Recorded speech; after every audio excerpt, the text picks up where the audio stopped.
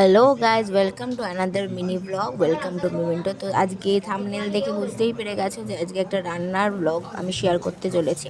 তো প্রথমেই অ্যাসেম্বল করে নিচ্ছি ক্যাপসিকাম, টমেটো, লেবু, তারপরে মাশরুম। এখানে আমি কেটে নিচ্ছিলাম ধনে পাতা, তারপরে কিছু কারি পাতাও ছিল যেগুলো ছাড়িয়ে নিচ্ছিলাম। এবার মা আমার কেটে দিচ্ছিল আলু। কি রান্না হবে সেটা তো জানোই, রান্না হবে চিকেন। এখানে চিকেনটা নিয়ে নিয়েছি, প্রায় ওই 1.5 কিলোর মতো আই গেস ছিল, আমি জানি না বেশি হলেও সত্যি বলতে। আর সেটাকে ভালো করে ধুয়ে নিলাম জল দিয়ে। এরপরে কেটে নিচ্ছি আদা।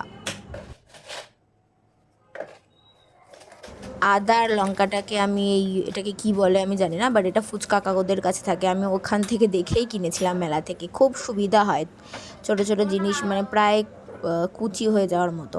আর এখানে বানিয়ে নিচ্ছিলাম ভাজা মশলা, শুকনো লঙ্কা, দারচিনি, এলাচ, আর এইটাকে কি বলে আমি ভুলে যাচ্ছি, সর্ষে কি, যাই হোক এরকম কিছু।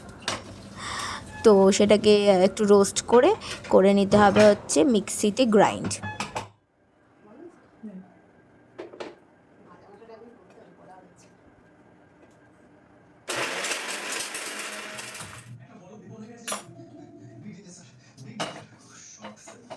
এবার আমি কড়া বসিয়ে একটু বাটার আর একটুখানি তেল গরম করে নেব।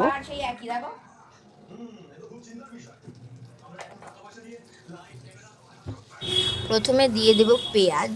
সব কিছুই দেখেছো বিভিন্ন নর্মালভাবে কাটা, মানে খুব ইজি রেসিপি হতে চলেছে। এরপরে দিয়ে দেব ওই আদা আর লঙ্কার যে মানে জিনিসটা মানে, আর তারপরে দিয়ে দেব হচ্ছে কারি পাতা। এটাকে একটু ভালো করে নেড়ে চেড়ে নেব।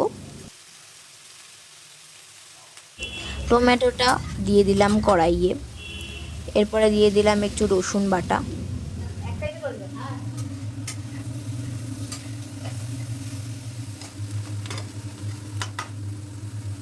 ভালো করে নাড়াচাড়া হয়ে গেলে দিয়ে দেবো মাশরুম, ক্যাপসিকাম।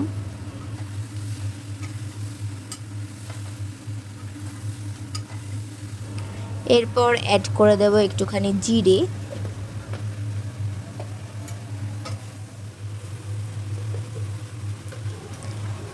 এখন দিয়ে দিচ্ছি হলুদ গুঁড়ো। আমার সত্যি বলতে নুনটা দিতে একটু ভয়ই লাগে, তাই জন্য মার সবসময় হেল্প নিই যে তুমি নুনটা দিয়ে দাও যাতে লোকে খেতে পারে আর কি। এখন আমি দিয়ে দিচ্ছি গোলমরিচ গুঁড়ো।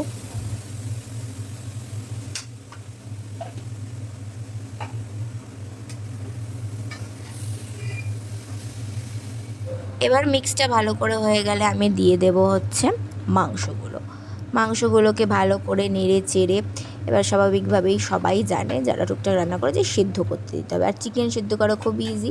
এরপর চাইলে অপশনাল হিসেবে তোমরা দিয়ে দিতে পারো একটুখানি বাটার।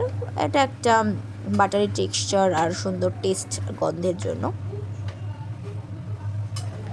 এরপর লাস্টে আমরা দিয়ে দেব হচ্ছে ওই ভাজা মশলাটা যেটা আমরা করেছিলাম। ওটা বেশি আগে দিলে বেশি কুক হয়ে ব্যাপারটার মানে স্পেশালিটিটাই নষ্ট হয়ে যাবে, তাই জন্য দিতে হবে। আর ভালোই কিন্তু গন্ধ বেরোচ্ছিলো, সেটাই আমি দেখে নিচ্ছিলাম। এরপর দিয়ে দেবো কেটে রাখা ধনে পাতাটা। আমার ধনে পাতা বেশি করে দিতে ভীষণ ভালো লাগে, একটা যে ধনে পাতার যে গন্ধ আর টেস্টটা আসে ওটা আমার মানে আই জাস্ট লাভ ইট।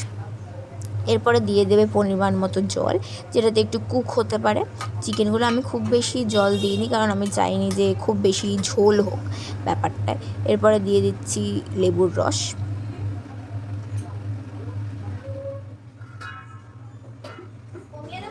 এরপরে চাপা দিয়ে করে নিতে হবে সেদ্ধ। এই যে আমি দেখে নিচ্ছি একটুখানি যে সেদ্ধটা ঠিকঠাক হয়েছে নাকি। সেদ্ধ হলেই নামিয়ে গরম গরম ভাতের সঙ্গে সার্ভ করতে হবে। হ্যাঁ, এখানে একটা জিনিস মিসিং গেছে, সেটা হচ্ছে আলু। আমি আলুও দিয়েছিলাম, কেননা আমাদের বাড়ির যারা লোক তারা মানে একটু বেশি বেশি করে না হলে খেতে পারে না, আলু ঠালু না দিয়ে, বাঙালি ফ্যামিলি যেরকম হয় আর কি। তো আমি মাংসটা যাতে অতিরিক্ত সেদ্ধ না হয়ে যায় তার জন্য মাংসটা তুলে নিয়ে, আর আলুটা আগে থেকে সেদ্ধ করা ছিল কেটে, তো সেটাকে কিছুক্ষণ ফুটিয়ে আমি জাস্ট দুটোকে একসাথে মিক্স করে দেবো আবার।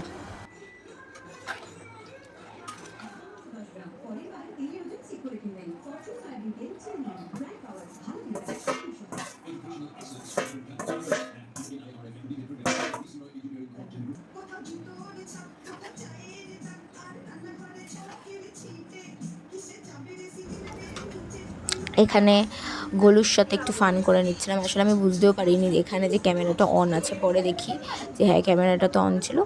তো যাই হোক, এই করতে করতে আমাদের মাংস রান্না রেডি। আর ভালো লাগলে করে ফেলতে হবে লাইক, শেয়ার অ্যান্ড সাবস্ক্রাইব। দেখা হচ্ছে পরের ব্লগে। বাই।